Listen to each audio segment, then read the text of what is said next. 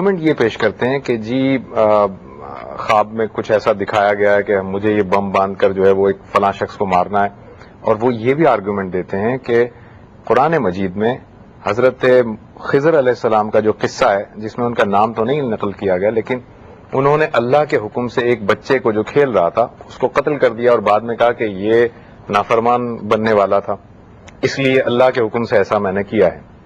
تو یہ جو اللہ کے حکم سے کیا ہے، اور یہ اب کہتے ہیں بشارت ہوئی یا خواب میں دیکھا یا فلانا مسئلہ ہوا، اس کو کیسے ہم کریں گے؟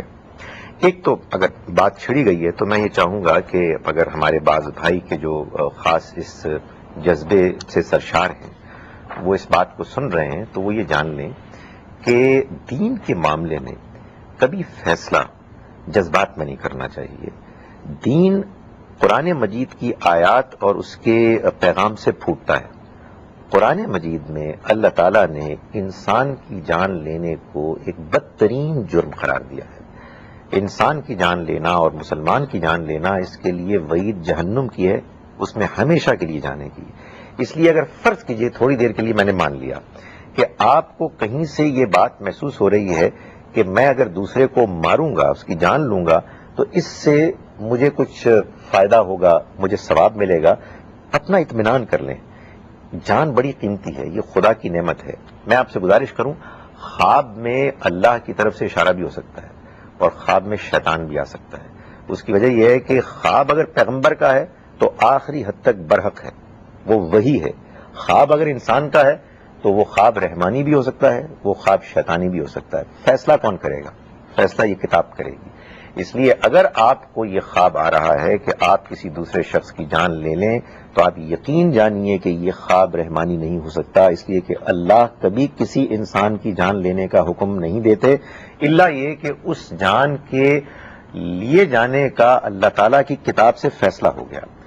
وہ اللہ کے اگر رسول پیغمبر موجود ہیں تو ہمیں پورا اطمینان ہے کہ وہ جو کہیں گے بالکل برحق ہوگا، ورنہ دو ہی وجوہات ہو سکتی ہیں کہ جس کی آپ جان لے رہے ہیں یا تو وہ قاتل ہے اور آپ کا نظام، آپ کی عدالت نے یہ فیصلہ کر لیا ہے کہ اب اس کو قتل کرنا ہے، وہ آپ نہیں کریں گے، وہ جلاد کرے گا کہ جس کو اس کے لیے اپوائنٹ کیا گیا ہے، ٹھیک ہے، یعنی یا اسٹیٹ کرے گی، ٹھیک ٹھیک، اور یا پھر وہ فساد فی الارض کا مجرم ہے، جس کا مطلب یہ ہے کہ اس نے لا اینڈ آرڈر کو اپنے ہاتھ میں لے لیا ہے، وہ ڈاکو بن گئے ہیں، وہ لٹیرے بن گئے ہیں، وہ قاتل بن گئے ہیں، وہ ایسے ریپسٹ بن گئے ہیں کہ جنہوں نے معاشرے میں ایک لا اینڈ آرڈر کی سچویشن کریٹ کر دی ہے۔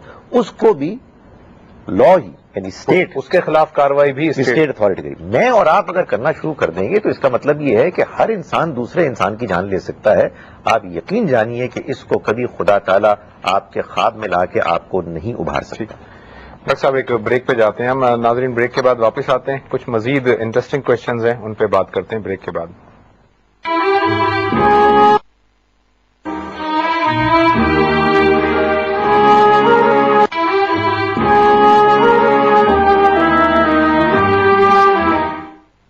ویلکم بیک ناظرین، بریک پہ جانے سے پہلے ہم بات کر رہے تھے اس سے متعلق کہ خودکشی حرام ہے، اور اس پہ ڈاکٹر صاحب بڑی وضاحت سے انہوں نے بات کی۔ ڈاکٹر صاحب نیکسٹ کوشچن جو ہے وہ یہ ہے کہ قرآن مجید میں جہاں پر حضرت آدم اور ابلیس کا قصہ بیان ہوا ہے، آدم علیہ السلام کا اور ابلیس کا قصہ غالباً 7 مقامات پر بیان ہوا ہے، وہاں پر اللہ تعالیٰ نے وہ سجدے والی بات بھی کی ہے کہ فرشتوں سے کہا کہ آدم کو سجدہ کرو۔ پھر اسی طرح سورہ یوسف کے اندر دیکھیں تو سورہ یوسف میں حضرت یوسف علیہ السلام جو اپنا خواب بتاتے ہیں، اور پھر اس خواب کو آخر کار تعبیر اس کی جو ہوتی ہے کہ وہ جو 11 بھائی ہیں اور ان کے پیرنٹس ان کو ایک باؤ کرتے ہیں، سجدہ، اس میں قرآن میں سجدے کا لفظ استعمال ہوا ہے۔ اسی طرح سورہ صاد میں بھی ہے، حضرت داؤد علیہ السلام کے متعلق بھی ہے، اور سورہ صاد میں بھی حضرت آدم اور ابلیس والا قصہ ہے۔ تو جہاں جہاں پر بھی یہ بات ہوئی ہے، کہیں پہ ہے لما اور کہیں پہ لی ساجدین، کہیں پہ لہو ہے، تو یہ لما، لہو، لی، یہ جو حرف جار ہیں اس کا عربک میں ایگزیکٹلی مفہوم کیا ہے؟ جو کوشچن جنہوں نے کیا ہے وہ یہ پوچھنا چاہ رہی ہیں کہ سجدہ واقعی حضرت آدم علیہ السلام کو کیا گیا تھا، یا دوسرے کیس میں جو ہے وہ حضرت یوسف علیہ السلام کے آگے سجدہ کیا گیا تھا، یا یہ ان کے اظہار شکر میں اللہ تعالیٰ کے لیے کو سجدہ کیا گیا تھا؟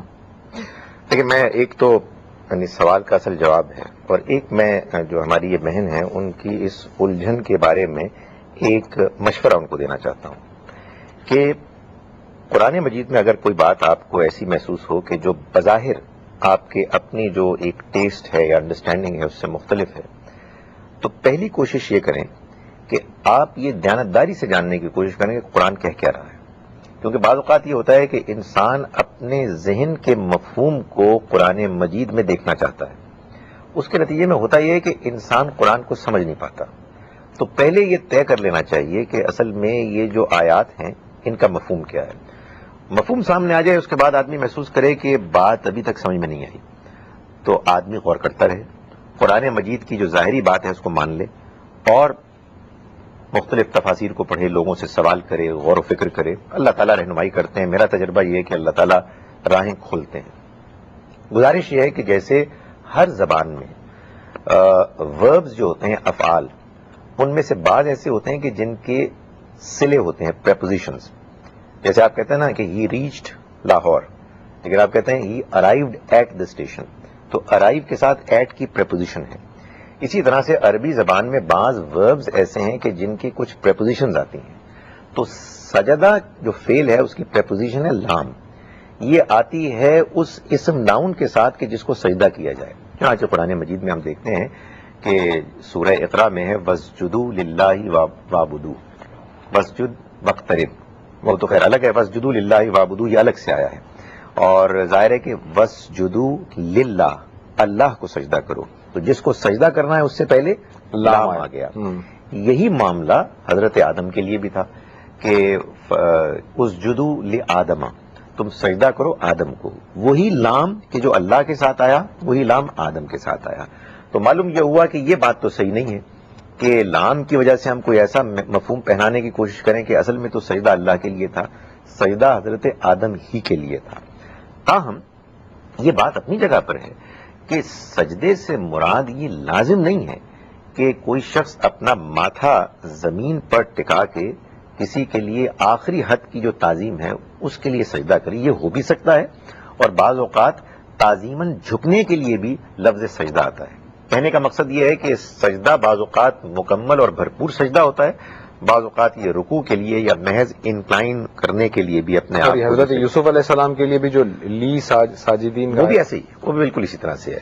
اس کا مطلب یہ ہے کہ اگر اللہ تعالیٰ نے بعض موقعوں پر اپنے علاوہ بعض دوسروں کے لیے سجدے کا حکم دیا یا اس کی اجازت دی تو اس سے مراد صرف تعظیمی طور پر جھکنے کا مفہوم ہے، نہ کہ وہ سجدہ ہے کہ جو صرف اللہ کے لیے ہوتا ہے. مگر یہ بھی معلوم ہوتا ہے کہ ختم نبوت کے بعد مسلمانوں کے لیے توحید میں آخری حد تک محتاط ہونے کی غرض سے اللہ تعالیٰ نے ہم سے یہ تقاضا کیا ہے کہ تعظیماً بھی ہم کسی کے آگے سجدہ نہ کریں اور اس معاملے میں احتیاط کریں. ظاہر ہے کہ جب ہم اللہ کو سجدہ کرتے ہیں تو ہم اللہ کو سجدہ کرتے ہیں اپنے خالق، اپنے مالک کو مانتے ہوئے اس کی عبادت کی غرض سے. لیکن اگر اللہ نے کسی زمانے میں بعض لوگوں کو دوسروں کے سامنے سجدہ کرنے کا حکم دیا، اجازت دی، تو اس سے مراد صرف تعظیمی طور پر اپنے آپ کو جھکانا ہے، اس سے زیادہ کچھ نہیں. ڈاکٹر صاحب ایک کالر پہلے میں شامل کرتا ہوں، پھر اس میں تھوڑی وضاحت میں چاہوں گا.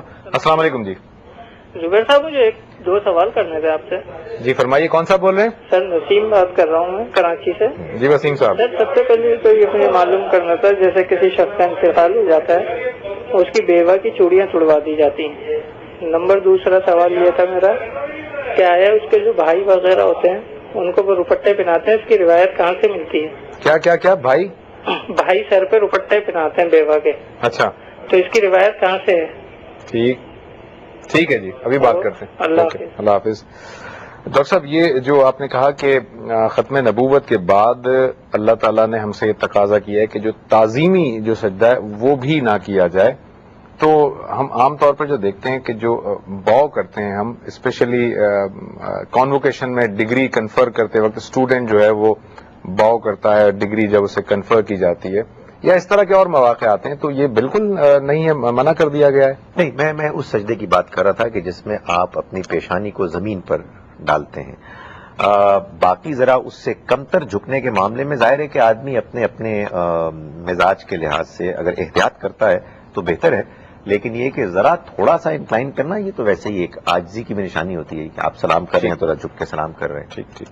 اچھا ڈاکٹر صاحب، یہ جو کوشچن ہے وسیم صاحب کا جو ابھی تھا کہ بیوہ جو ہے جب کسی عورت کا شوہر کا انتقال ہو جاتا ہے تو بیوہ کی چوڑیاں جو ہیں وہ توڑ دی جاتی ہیں اور ان کے گھر والے جو ہے ان کو دوپٹہ پہنا دیتے ہیں، اور یہ وہ کہہ رہے تھے کہ کس روایت سے ہے یہ؟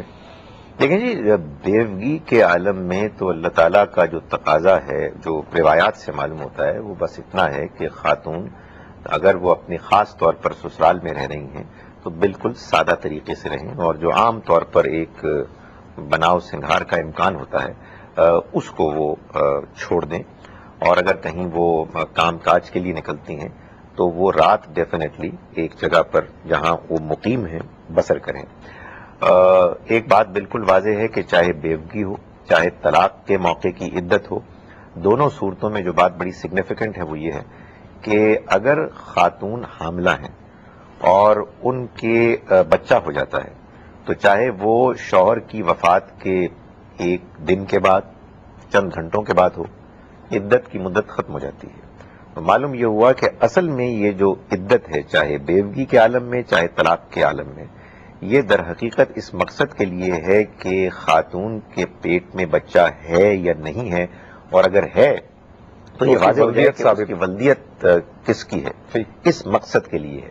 باقی اس کے ساتھ جو متعلقات ہیں وہ ظاہر ہے کہ احتیاط کے تقاضے کے تحت ہیں کہ اس موقع پر یقیناً ظاہر ہے کہ ایک افسردگی کا عالم ہوتا ہے، اس میں کوئی ایسا طریقہ نہ اختیار کیا جائے کہ جس سے دل آزاری ہو۔ یہ جو ہمارے یہاں روایات ہیں یہ تو آپ کو معلوم ہے کہ چونکہ ہم اس سب کانٹیننٹ میں رہے ہیں اور ہمارے ساتھ ہندوؤں کی معاشرت رہی ہے اور ان کے ہاں اس معاملے میں ایک ایگزیجریٹڈ ایک طریقہ رہا ہے، تو اس سے کچھ ہم نے تاثر لیا ہے، ورنہ دین میں اس معاملے میں بڑی سہولت ہے، اور بجز اس کے کہ وہ سادہ رہیں کوئی اور سخت تقاضا نہیں۔ سادہ رہیں اور بناؤ سنگار نہ کریں، غالباً اسی لیے وہ چوڑیاں جو ہیں وہ توڑ دی جاتی ہیں۔ اگر وہ کر دیتے ہیں، لیکن دیکھیں نا، وہ چوڑیاں توڑنے میں ایک سختی کا سا کچھ امپریشن پڑتا ہے، ہر ایک خاتون کو سمجھا دینا چاہیے کہ بھائی آپ اپنے آپ کو نمایاں نہ کریں۔ ٹھیک ڈاکٹر صاحب، یہ ایک ایس ایم ایس ہمارے پاس ہے کہ جو مختلف فلمیں انبیاء پر بنائی جاتی ہیں، جیسے 10 کمانڈمنٹس ہے، دی میسج ہے، اور اس طرح کی بہت ساری فلمیں ہیں، وہ ان کو دیکھنا کیسا ہے؟ ایک اوپینین تو یہ کہ بالکل نہیں دیکھنا چاہیے، کیونکہ اس میں جو کردار ہوتا ہے، جو کیریکٹر جو کسی نبی کو رول نبی کا پلے کر رہا ہوتا ہے، وہ ظاہر ہے اس کی ایک شبیہ سی بن جاتی ہے ہمارے ذہنوں میں، اور یہ نہیں کرنا چاہیے، اس کو نہیں دیکھنا چاہیے، اوائڈ کرنا چاہیے۔ دوسرا ایک اوپینین یہ ہے کہ نہیں، اس سے میسج کو سمجھنے میں ایک ہیلپ مل جاتی ہے، یہ کیسا ہے؟ دیکھیے، بات یہ ہے کہ زبیر صاحب، ظاہر ہے کہ یہ وہ معاملہ ہے کہ جس کو شریعت میں تو ڈسکس نہیں کیا گیا۔ یہ وہ چیز ہے کہ جو ہم انسان، ہم مسلمان اپنے طور پر اپنے ٹیسٹ کے مطابق اس کا فیصلہ کریں گے۔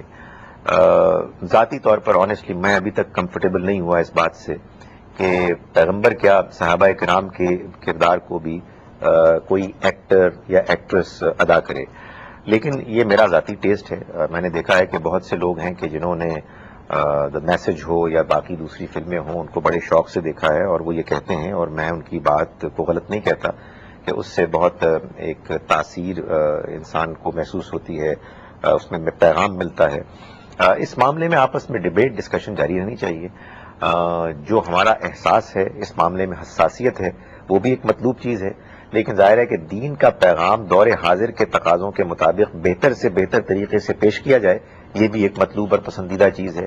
میں صرف اتنا کہتا ہوں کہ اگر فرض کیجئے کہ میں اپنے ٹیسٹ کے مطابق کوئی اس طرح کی فلم نہیں دیکھنا چاہتا تو میں دوسروں کو برا بھلا نہیں کہوں گا۔ ظاہر ہے کہ وہ بھی دیانتداری سے ایک رائے رکھتے ہیں، ان کا بھی مزاج دینی ہے، لیکن وہ ایک دوسرے پہلو کو زیادہ اہمیت دیتے ہوئے اس کو دیکھتے ہیں اور اس کو پروموٹ کرتے ہیں، اور میں سمجھیے کہ ابھی تک اس معاملے میں کنزرویٹو ہوں، اور ممکن ہے کہ میں غور کروں اور کل۔ ڈاکٹر صاحب، یہ بھی ایک اوپینین ہے نا کہ جو کیریکٹر وہ رول پلے کر رہا ہے، وہ مختلف دوسری فلموں میں، کمرشل فلموں میں جب وہ رول پلے کرتا ہے تو اس کا کردار لوگوں کو بڑا عجیب سا لگتا ہے، مشکوک کردار لگتا ہے، یا اور اس کے کردار کے حوالے سے وہ بڑی کردار کشی کی جا سکتی ہے۔ وہ کہتے ہیں کہ ایسا آدمی ایک اتنے بڑے پیغمبر، ایک مقدس ہستی کا کردار کیوں نبھا رہا ہے، وہ رول ایسا کیوں پلے کر رہا ہے؟ یہ بات صحیح ہے، یعنی میں یہی گزارش کر رہا ہوں کہ اس بارے میں جو ہمارے ہاں بے چینی اور انگزائٹی ہے، یہ اس کی وجہ ہے، اور اس وجہ سے ایک دوسرے سے اس بارے میں ایکسچینج آف ویوز جاری رہنے چاہیے، اور صرف اتنی سی بات ہے کہ چونکہ یہ شریعت کا مسئلہ نہیں ہے، اس لیے اگر کوئی شخص آپ سے ایک مختلف رائے رکھتا ہے تو اس کو تان اور تشنیع کا ہدف نہیں بنانا چاہیے۔ ٹھیک ہے۔ नाज़रीन एक ब्रेक के बाद वापस आते हैं, कुछ मजीद क्वेश्चन टेकअप करते हैं ब्रेक के बाद।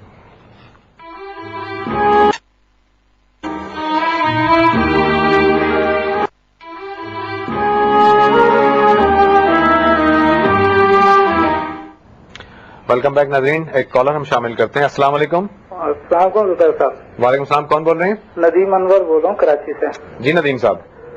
सर मेरा पहला सवाल ये कि एक हदीस है जिसमें हज़रत सल्लल्लाहु अलैहि वसल्लम ने फरमाया कि मेरे सहाबा सितारों के मानंद हैं, ठीक। जिनकी पैरवी करोगे उस हिदायत पाओगे। तो सहाबा ने जो हमारे शुरू में खुलफा राशिदीन जैसे फजर में अफलाद खैर मिनन 9 में 20 रकात तरावी जुम्मे की 2 अज़ान है, इसका और कोई अमल है जो उनके किए हम करेंगे तो ये भी इसी में आता है कि हम फला पाएंगे जो भी उनके अमल करेंगे? नहीं, आपने मिसाल क्या दी अभी? जैसे अफलाद खैर मिनन 9 में सहाबा का इजाफा है, ठीक, जुम्मे की 2 अज़ान है, ठीक, या 20 रकात तरावी है। तो ये जो सहाबा ने अपना अमल किया है तो ये भी इसी हदीस के जुमरे में आती कि जो भी इनकी पैरवी करेगा फला पाएगा। ठीक है, ठीक। दूसरा मेरा सवाल ये कि हुजूर सल्लल्लाहु अलैहि वसल्लम ने फरमाया कि मुझे हरगिज इस बात का गम नहीं कि मेरी उम्मत शिर्क करेगी, अलबत्ता दुनिया में खो जाएगी।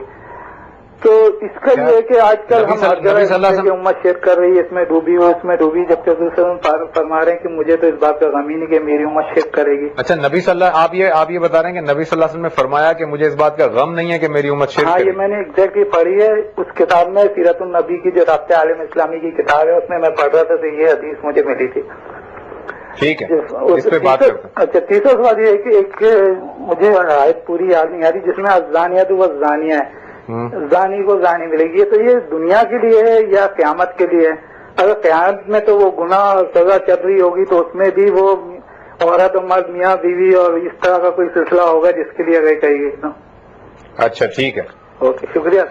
जी जनाब। डॉक्टर साहब, ये जो है हमारे पास अब ये जो क्वेश्चन आया है, मेरे सहाबा सितारों की मानिंद है, इसमें जो बताया गया कि मेरे सहाबा सितारों की मानिंद है तो उनमें से जिनकी पैरवी करोगे फला पाओगे। इन्होंने 2-3 एग्जाम्पल दी। जुमे के दिन 2 अजानों का इजाफा हजरत उस्मान गनी रज़ियल्लाहु ताला अन्हु के दौर में हुआ, ये 2 अजानें जो हुई। इसी तरह सलातु खैरुम मिनन नौम, ये एक इजाफा किया गया, या तरावी की बात की। तो ये कह रहे हैं कि क्या ये सारी चीजें उसी हदीस के उसमें जुमरे में आती हैं? जैसा हमने प्रोग्राम के आगाज में ये कहा था ना कि SMS पर मबनी हुआ है, वो एक तमहीद ही थी, बाकी तो अल्हम्दुलिल्लाह अब हम कॉल्स को रिस्पॉन्ड कर रहे हैं। देखिए मेरे भाई, ये आपने कैसे गुमान कर लिया कि सहाबा किराम दीन में कोई इजाफा कर सकते थे? और अगर फर्ज कीजिए कि खुदा न खास्ता किसी के बारे में हम ये बदगुमानी कर लें तो आपने कैसे गुमान कर लिया कि बाकी सबने उसको बर्दाश्त कर लिया? इनमें से कोई चीज भी नबी सल्लल्लाहु अलैहि वसल्लम की सैंक्शन के बगैर मुसलमानों में राइज होना नामुमकिन थी। नामुमकिन मैं कह रहा हूं।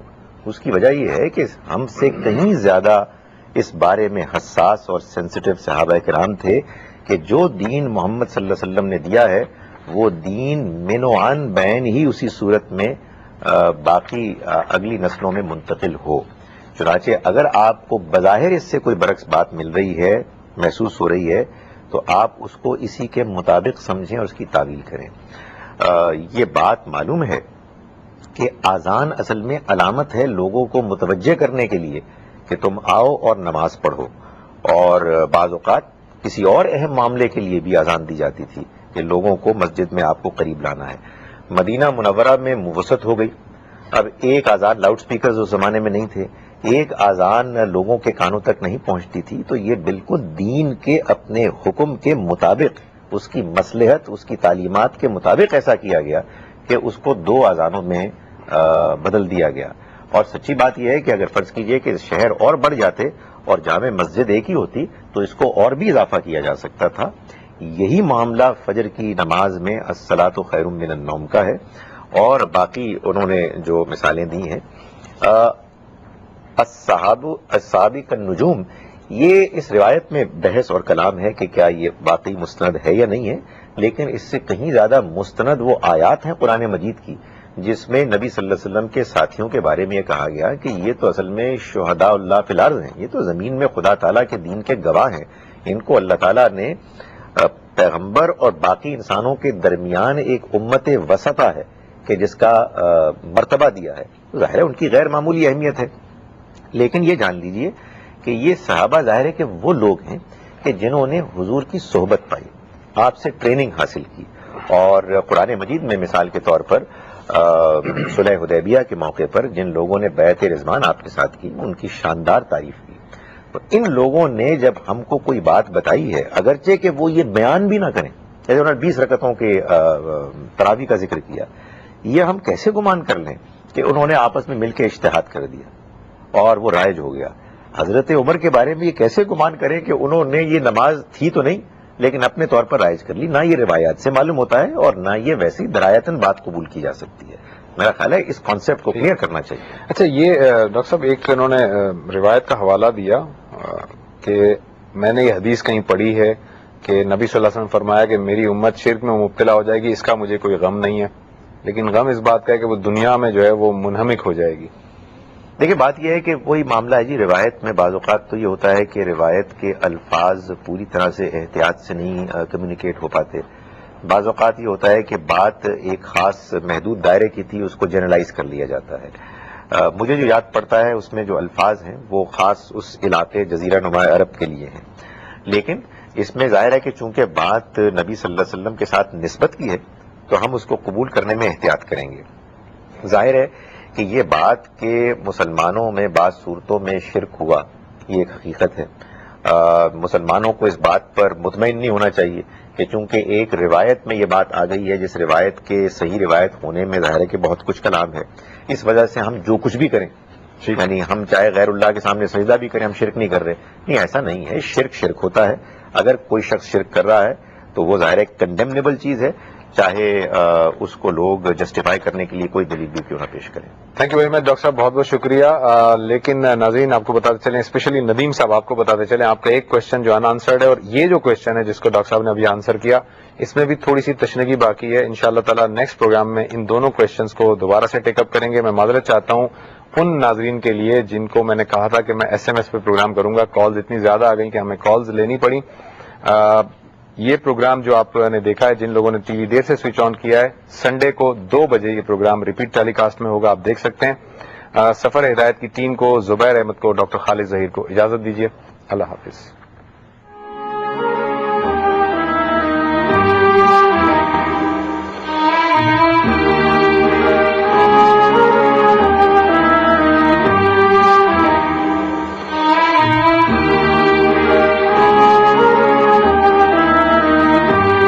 یہ پیش کرتے ہیں کہ جی خواب میں کچھ ایسا دکھایا گیا ہے کہ مجھے یہ بم باندھ کر جو ہے وہ ایک فلاں شخص کو مارنا ہے، اور وہ یہ بھی آرگومنٹ دیتے ہیں کہ قرآن مجید میں حضرت خضر علیہ السلام کا جو قصہ ہے، جس میں ان کا نام تو نہیں نقل کیا گیا، لیکن انہوں نے اللہ کے حکم سے ایک بچے کو جو کھیل رہا تھا اس کو قتل کر دیا، اور بعد میں کہا کہ یہ نافرمان بننے والا تھا، اس لیے اللہ کے حکم سے ایسا میں نے کیا ہے.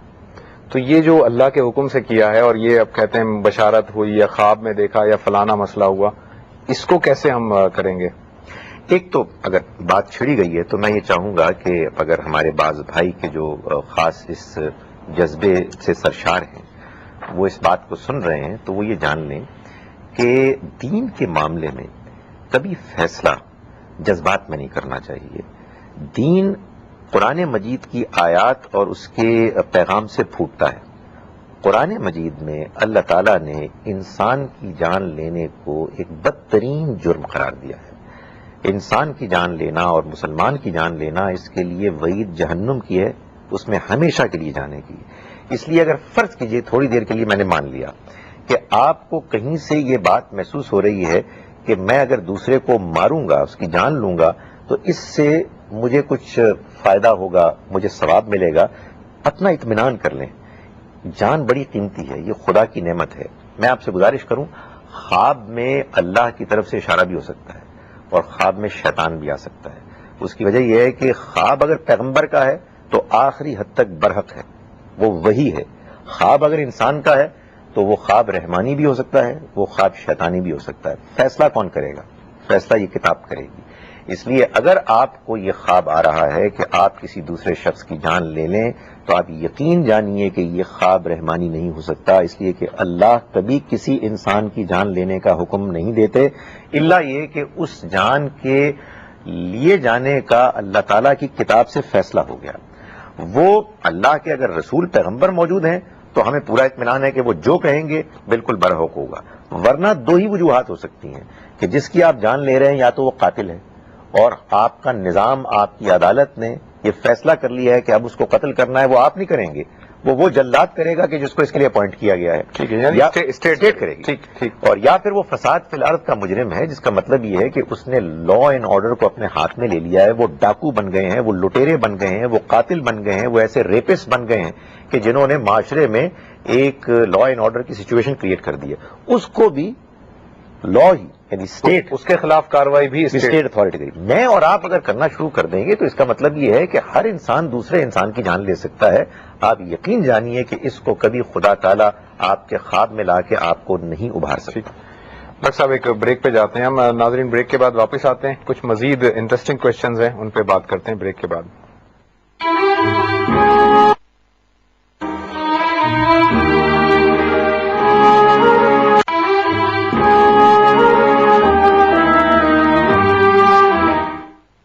ویلکم بیک ناظرین. بریک پہ جانے سے پہلے ہم بات کر رہے تھے اس سے متعلق کہ خودکشی حرام ہے اور اس پہ ڈاکٹر صاحب بڑی وضاحت سے انہوں نے بات کی. ڈاکٹر صاحب نیکسٹ کوشچن جو ہے وہ یہ ہے کہ قرآن مجید میں جہاں پر حضرت آدم اور ابلیس کا قصہ بیان ہوا ہے، آدم علیہ السلام کا اور ابلیس کا قصہ غالباً 7 مقامات پر بیان ہوا ہے، وہاں پر اللہ تعالیٰ نے وہ سجدے والی بات بھی کی ہے کہ فرشتوں سے کہا کہ آدم کو سجدہ کرو. پھر اسی طرح سورہ یوسف کے اندر دیکھیں تو سورہ یوسف میں حضرت یوسف علیہ السلام جو اپنا خواب بتاتے ہیں اور پھر اس خواب کو آخر کار تعبیر اس کی جو ہوتی ہے کہ وہ جو 11 بھائی ہیں اور ان کے پیرنٹس ان کو ایک باؤ کرتے ہیں، سجدہ، اس میں قرآن میں سجدے کا لفظ استعمال ہوا ہے.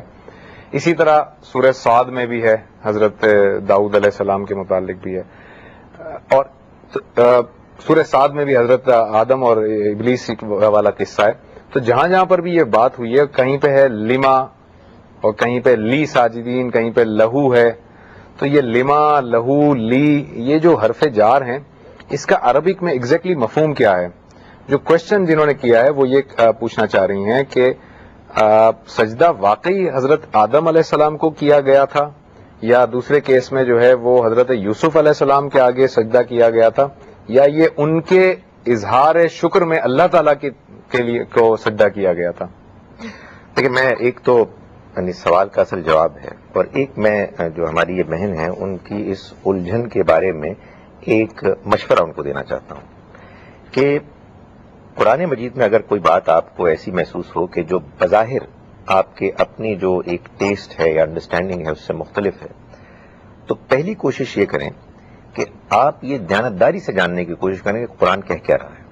کیونکہ بعض اوقات یہ ہوتا ہے کہ انسان اپنے ذہن کے مفہوم کو قرآن مجید میں دیکھنا چاہتا ہے، اس کے نتیجے میں ہوتا یہ ہے کہ انسان قرآن کو سمجھ نہیں پاتا. تو پہلے یہ طے کر لینا چاہیے کہ اصل میں یہ جو آیات ہیں ان کا مفہوم کیا ہے. مفہوم سامنے آ جائے، اس کے بعد آدمی محسوس کرے کہ بات ابھی تک سمجھ میں نہیں آئی، تو آدمی غور کرتا رہے، قرآن مجید کی جو ظاہری بات ہے اس کو مان لے اور مختلف تفاسیر کو پڑھے، لوگوں سے سوال کرے، غور و فکر کرے. اللہ تعالیٰ رہنمائی کرتے ہیں. میرا تجربہ یہ ہے کہ اللہ تعالیٰ راہیں کھولتے ہیں. گزارش یہ ہے کہ جیسے ہر زبان میں وربز جو ہوتے ہیں، افعال، ان میں سے بعض ایسے ہوتے ہیں کہ جن کے صلے ہوتے ہیں، پریپوزیشنز. جیسے آپ کہتے ہیں نا کہ ہی ریچڈ لاہور، لیکن آپ کہتے ہیں ہی ارائیوڈ ایٹ دا اسٹیشن، تو ارائیو کے ساتھ ایٹ کی پریپوزیشن ہے. اسی طرح سے عربی زبان میں بعض وربز ایسے ہیں کہ جن کی کچھ پریپوزیشنز آتی ہیں. تو سجدہ جو فعل ہے اس کی پریپوزیشن ہے لام. یہ آتی ہے اس اسم ناؤن کے ساتھ کہ جس کو سجدہ کیا جائے. چنانچہ قرآن مجید میں ہم دیکھتے ہیں کہ سورہ اقرا میں ہے وَاسْجُدُوا لِلَّهِ وَاعْبُدُوا، وَاسْجُد وَاقْتَرِب. وہ تو خیر الگ ہے، وَاسْجُدُوا لِلَّهِ وَاعْبُدُوا یہ الگ سے آیا ہے، اور ظاہر ہے کہ وَاسْجُدُوا لِلَّهِ، اللہ کو سجدہ کرو. تو جس کو سجدہ کرنا ہے اس سے پہلے لام آ گیا. یہی معاملہ حضرت آدم کے لیے بھی تھا کہ اسجدوا لآدم، تم سجدہ کرو آدم کو. وہی لام کہ جو اللہ کے ساتھ آیا وہی لام آدم کے ساتھ آیا. تو معلوم یہ ہوا کہ یہ بات تو صحیح نہیں ہے کہ لام کی وجہ سے ہم کوئی ایسا مفہوم پہنانے کی کوشش کریں کہ اصل میں تو سجدہ اللہ کے لیے تھا، سجدہ حضرت آدم ہی کے لیے تھا. تاہم یہ بات اپنی جگہ پر ہے کہ سجدے سے مراد یہ لازم نہیں ہے کہ کوئی شخص اپنا ماتھا زمین پر ٹکا کے کسی کے لیے آخری حد کی جو تعظیم ہے اس کے لیے سجدہ کرے. یہ ہو بھی سکتا ہے، اور بعض اوقات تعظیماً جھکنے کے لیے بھی لفظ سجدہ آتا ہے. کہنے کا مقصد یہ ہے کہ سجدہ بعض اوقات مکمل اور بھرپور سجدہ ہوتا ہے، بعض اوقات یہ رکوع کے لیے یا محض انکلائن کرنے کے لیے بھی اپنے آپ کو. حضرت یوسف علیہ السلام کے لیے بھی جو لی ساجدین وہ بھی ایسے ہی، وہ بھی بالکل اسی طرح سے ہے. اس کا مطلب یہ ہے کہ اگر اللہ تعالیٰ نے بعض موقعوں پر اپنے علاوہ بعض دوسروں کے لیے سجدے کا حکم دیا یا اس کی اجازت دی تو اس سے مراد صرف تعظیمی طور پر جھکنے کا مفہوم ہے، نہ کہ وہ سجدہ ہے کہ جو صرف اللہ کے لیے ہوتا ہے. مگر یہ بھی معلوم ہوتا ہے کہ ختم نبوت کے بعد مسلمانوں کے لیے توحید میں آخری حد تک محتاط ہونے کی غرض سے اللہ تعالیٰ نے ہم سے یہ تقاضا کیا ہے کہ تعظیماً بھی ہم کسی کے آگے سجدہ نہ کریں اور اس معاملے میں احتیاط کریں. ظاہر ہے کہ جب ہم اللہ کو سجدہ کرتے ہیں تو ہم اللہ کو سجدہ کرتے ہیں اپنے خالق، اپنے مالک کو مانتے ہوئے اس کی عبادت کی غرض سے. لیکن اگر اللہ نے کسی زمانے میں بعض لوگوں کو دوسروں کے سامنے سجدہ کرنے کا حکم دیا، اجازت دی، تو اس سے مراد صرف تعظیمی طور پر اپنے آپ کو جھکانا ہے، اس سے زیادہ کچھ نہیں. ڈاکٹر صاحب ایک کالر پہلے میں شامل کرتا ہوں، پھر اس میں تھوڑی وضاحت میں چاہوں گا. السلام علیکم. جی زبیر صاحب مجھے دو سوال کرنے تھے آپ سے. جی فرمائیے، کون صاحب بول رہے ہیں؟ سر نسیم بات کر رہا ہوں میں کراچی سے. جی وسیم صاحب. سر سب سے پہلے تو یہ مجھے معلوم کرنا تھا، جیسے کسی شخص کا انتقال ہو جاتا ہے اس کی بیوہ کی چوڑیاں چھڑوا دی جاتی ہیں. نمبر دوسرا سوال یہ تھا میرا، کیا ہے اس کے جو بھائی وغیرہ ہوتے ہیں ان کو وہ روپٹے پہناتے ہیں، اس کی روایت کہاں سے ملتی ہے؟ کیا بھائی سر پہ روپٹے پہناتے ہیں بیوہ کے. اچھا، تو اس کی روایت کہاں سے ہے؟ ٹھیک ہے جی، ابھی بات کرتے ہیں. اللہ حافظ. اللہ حافظ. ڈاکٹر صاحب یہ جو آپ نے کہا کہ ختم نبوت کے بعد اللہ تعالیٰ نے ہم سے یہ تقاضا کیا ہے کہ جو تعظیمی جو سجدہ ہے وہ بھی نہ کیا جائے، تو ہم عام طور پر جو دیکھتے ہیں کہ جو باؤ کرتے ہیں ہم، اسپیشلی کانوکیشن میں ڈگری کنفر کرتے وقت اسٹوڈنٹ جو ہے وہ باؤ کرتا ہے ڈگری جب اسے کنفر کی جاتی ہے، یا اس طرح کے اور مواقع آتے ہیں، تو یہ بالکل نہیں ہے، منع کر دیا گیا ہے. نہیں، میں اس سجدے کی بات کر رہا تھا کہ جس میں آپ اپنی پیشانی کو زمین پر ڈالتے ہیں. باقی ذرا اس سے کمتر جھکنے کے معاملے میں ظاہر ہے کہ آدمی اپنے مزاج کے لحاظ سے اگر احتیاط کرتا ہے تو بہتر ہے، لیکن یہ کہ ذرا تھوڑا سا انکلائن کرنا یہ تو ویسے ہی ایک عاجزی کی بھی نشانی ہوتی ہے کہ آپ سلام کر رہے ہیں تو ذرا جھک کے سلام کر رہے ہیں. ٹھیک. اچھا ڈاکٹر صاحب، یہ جو کوشچن ہے وسیم صاحب کا جو ابھی تھا کہ بیوہ جو ہے جب کسی عورت کا شوہر کا انتقال ہو جاتا ہے تو بیوہ کی چوڑیاں جو ہیں وہ توڑ دی جاتی ہیں اور ان کے گھر والے جو ہے ان کو دوپٹہ پہنا دیتے ہیں، اور یہ وہ کہہ رہے تھے کہ کس روایت سے ہے یہ؟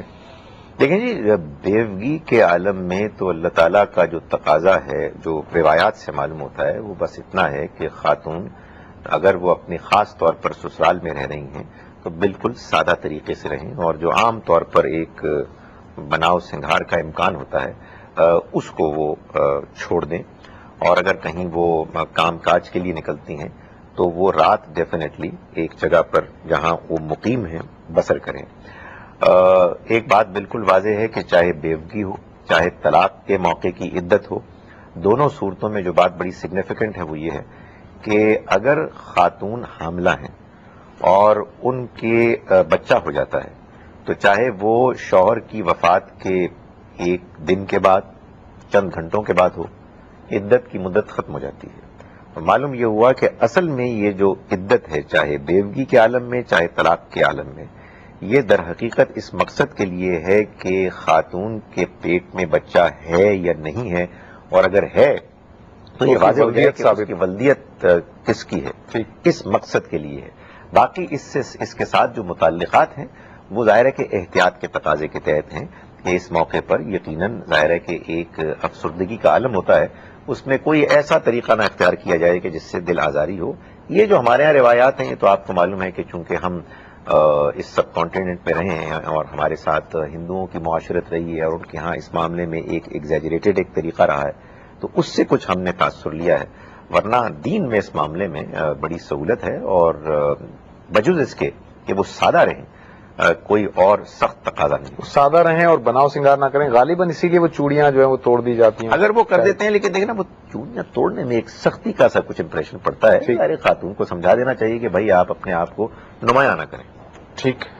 ڈاکٹر صاحب یہ ایک ایس ایم ایس ہمارے پاس ہے کہ جو مختلف فلمیں انبیاء پر بنائی جاتی ہیں، جیسے 10 کمانڈمنٹس ہے، دی میسج ہے، اور اس طرح کی بہت ساری فلمیں ہیں، وہ ان کو دیکھنا کیسا ہے؟ ایک اوپینین تو یہ کہ بالکل نہیں دیکھنا چاہیے، کیونکہ اس میں جو کردار ہوتا ہے، جو کیریکٹر جو کسی نبی کو رول نبی کا پلے کر رہا ہوتا ہے، وہ ظاہر ہے اس کی ایک شبیہ سی بن جاتی ہے ہمارے ذہنوں میں، اور یہ نہیں کرنا چاہیے، اس کو نہیں دیکھنا چاہیے، اوائڈ کرنا چاہیے۔ دوسرا ایک اوپینین یہ ہے کہ نہیں، اس سے میسج کو سمجھنے میں ایک ہیلپ مل جاتی ہے۔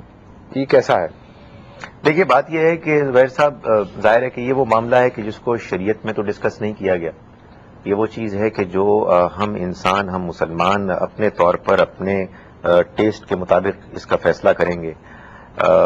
ذاتی طور پر آنیسٹلی میں ابھی تک کمفرٹیبل نہیں ہوا اس بات سے کہ پیغمبر کیا صحابہ کرام کے کردار کو بھی کوئی ایکٹر یا ایکٹریس ادا کرے، لیکن یہ میرا ذاتی ٹیسٹ ہے۔ میں نے دیکھا ہے کہ بہت سے لوگ ہیں کہ جنہوں نے دا میسج ہو یا باقی دوسری فلمیں ہوں، ان کو بڑے شوق سے دیکھا ہے، اور وہ یہ کہتے ہیں، اور میں ان کی بات کو غلط نہیں کہتا، کہ اس سے بہت ایک تاثیر انسان کو محسوس ہوتی ہے، اس میں پیغام ملتا ہے۔ اس معاملے میں آپس میں ڈیبیٹ، ڈسکشن جاری رہنی چاہیے۔ جو ہمارا احساس ہے اس معاملے میں، حساسیت ہے، وہ بھی ایک مطلوب چیز ہے، لیکن ظاہر ہے کہ دین کا پیغام دور حاضر کے تقاضوں کے مطابق بہتر سے بہتر طریقے سے پیش کیا جائے، یہ بھی ایک مطلوب اور پسندیدہ چیز ہے۔ میں صرف اتنا کہتا ہوں کہ اگر فرض کیجئے کہ میں اپنے ٹیسٹ کے مطابق کوئی اس طرح کی فلم نہیں دیکھنا چاہتا، تو میں دوسروں کو برا بھلا نہیں کہوں گا۔ ظاہر ہے کہ وہ بھی دیانتداری سے ایک رائے رکھتے ہیں، ان کا بھی مزاج دینی ہے، لیکن وہ ایک دوسرے پہلو کو زیادہ اہمیت دیتے ہوئے اس کو دیکھتے ہیں اور اس کو پروموٹ کرتے ہیں۔ اور میں سمجھیے کہ ابھی تک اس معاملے میں کنزرویٹو ہوں، اور ممکن ہے کہ میں غور کروں اور کل ڈاکٹر صاحب یہ بھی ایک اوپینین ہے نا کہ جو کیریکٹر وہ رول پلے کر رہا ہے، وہ مختلف دوسری فلموں میں، کمرشل فلموں میں جب وہ رول پلے کرتا ہے تو اس کا کردار لوگوں کو بڑا عجیب سا لگتا ہے، مشکوک کردار لگتا ہے، یا اور اس کے کردار کے حوالے سے وہ بڑی کردار کشی کی جا سکتی ہے۔ وہ کہتے ہیں کہ ایسا آدمی ایک اتنے بڑے پیغمبر، ایک مقدس ہستی کا کردار کیوں نبھا رہا ہے، وہ رول ایسا کیوں پلے کر رہا ہے؟ یہ بات صحیح ہے، یعنی میں یہی گزارش کر رہا ہوں کہ اس بارے میں جو ہمارے ہاں بے چینی اور انگزائٹی ہے، یہ اس کی وجہ ہے، اور اس وجہ سے ایک دوسرے سے اس بارے میں ایکسچینج آف ویوز جاری رہنے چاہیے۔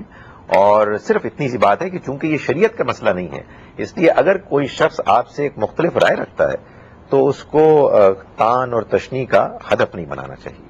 ٹھیک ہے ناظرین، ایک بریک کے بعد واپس آتے ہیں، کچھ مزید کوشچن ٹیک اپ کرتے ہیں بریک کے بعد۔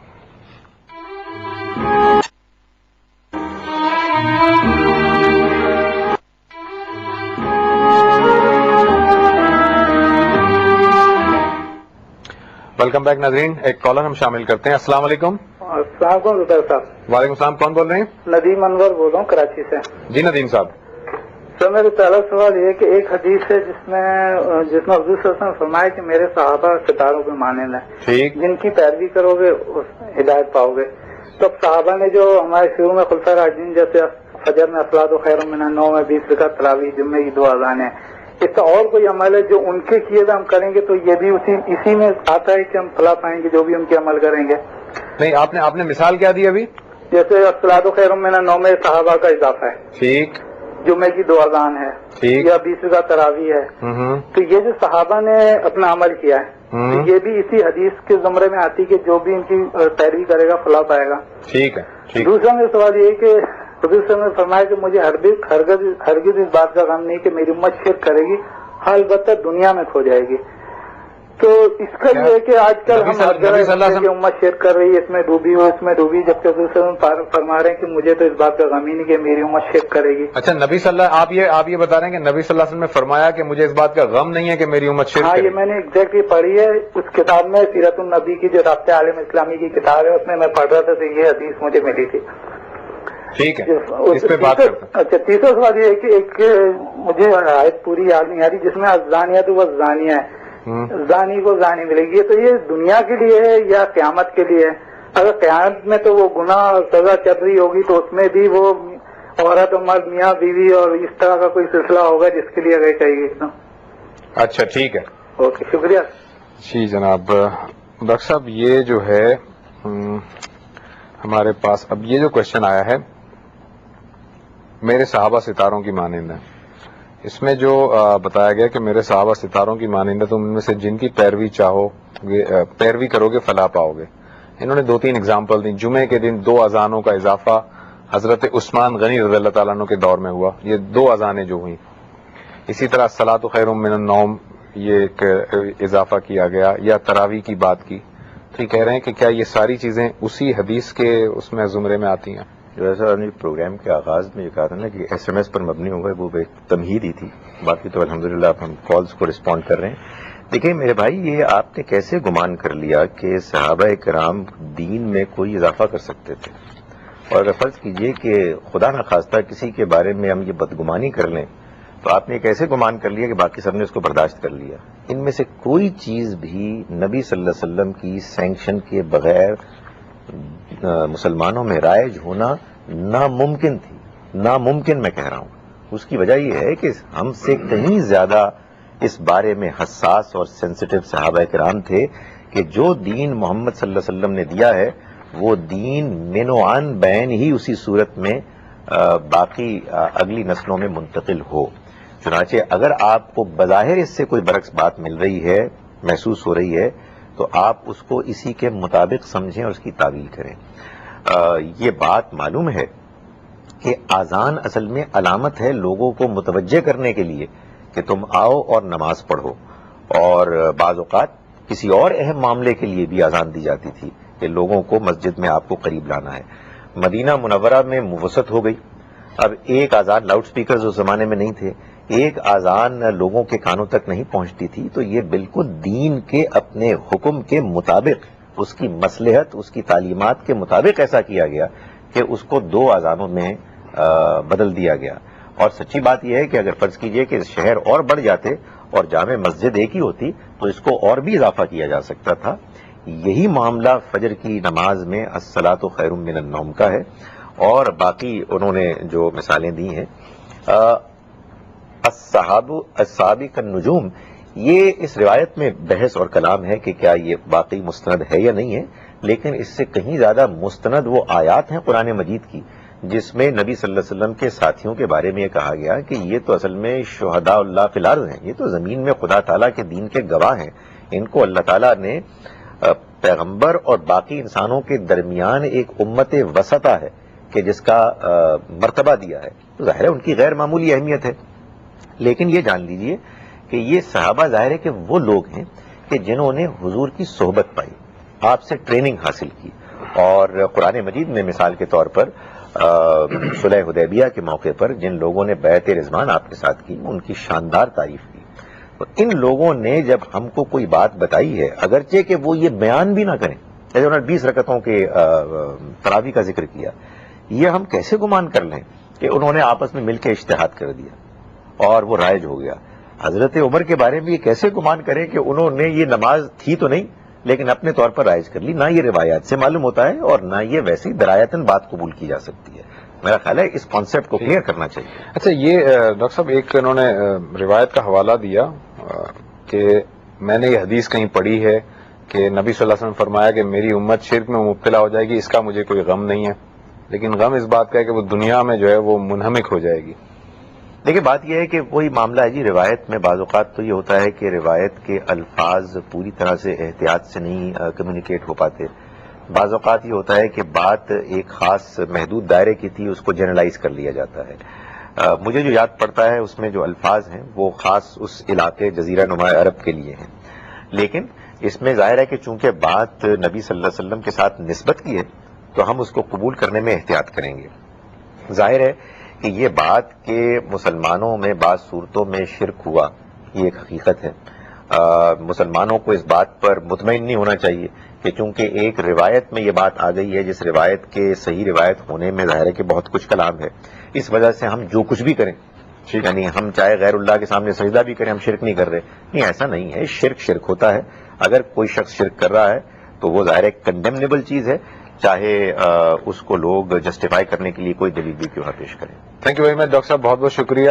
لیکن ناظرین آپ کو بتاتے چلیں, اسپیشلی ندیم صاحب آپ کو بتاتے چلیں, آپ کا ایک کوشچن جو ان آنسرڈ ہے, اور یہ جو کوشچن ہے جس کو ڈاکٹر صاحب نے ابھی آنسر کیا, اس میں بھی تھوڑی سی تشنگی باقی ہے. انشاءاللہ تعالی نیکسٹ پروگرام میں ان دونوں کوشچنس کو دوبارہ سے ٹیک اپ کریں گے. میں معذرت چاہتا ہوں ان ناظرین کے لیے جن کو میں نے کہا تھا کہ میں ایس ایم ایس پہ پروگرام کروں گا. کالز اتنی زیادہ آ گئی کہ ہمیں کالز لینی پڑی.